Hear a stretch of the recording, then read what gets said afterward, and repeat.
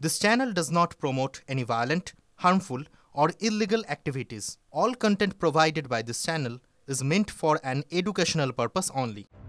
পশ্চিমবঙ্গে চলছে এসআইআর বা বিশেষ নিবিড় পরিমার্জন।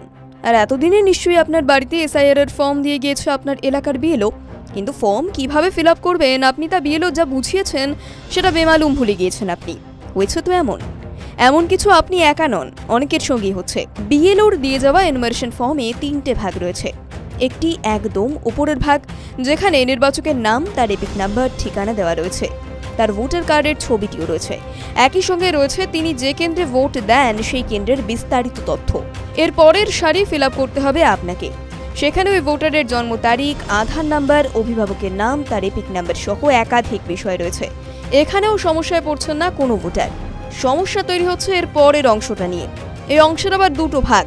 একটির উপরে লেখা রয়েছে সর্বশেষ এসআইআর এর নির্বাচকের তালিকায় থাকা নির্বাচকের বিবরণ, আরেকটি ভাগে লেখা রয়েছে আত্মীয়ের বিবরণ, যার নাম পূর্ববর্তী কলামে সর্বশেষ এসআইআর এ দেওয়া আছে। এর মধ্যে আপনি কোন কলামটা ফিল আপ করবেন, প্রশ্ন তৈরি হচ্ছে এখানেই।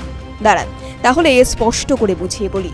যদি আপনার নাম 2002 সালের এসআইআর এ থেকে থাকে, তাহলে আপনাকে ফিল আপ করতে হবে বাম দিকের অংশটা, যেখানে লেখা রয়েছে সর্বশেষ এসআইআর এ নির্বাচকের তালিকায় থাকা নির্বাচকের বিবরণ।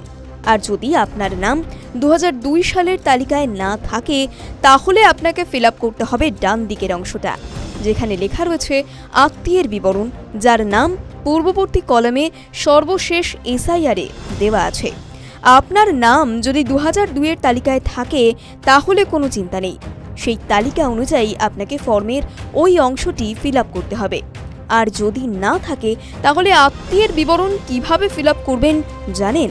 যেখানে আপনার আত্মীয়ের বিবরণ রয়েছে সেই কলাম আপনি তখনই ফিল আপ করবেন যখন আপনার 2002 সালের এসআইআর এর তালিকায় নাম নেই।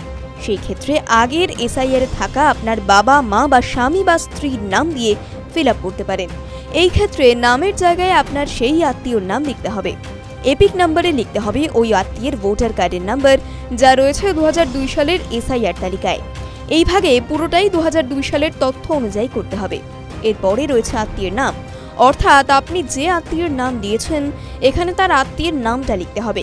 এই ক্ষেত্রে 2002 এর তালিকা অনুযায়ী আত্মীয়ের নাম লেখাটা বাঞ্ছনীয়।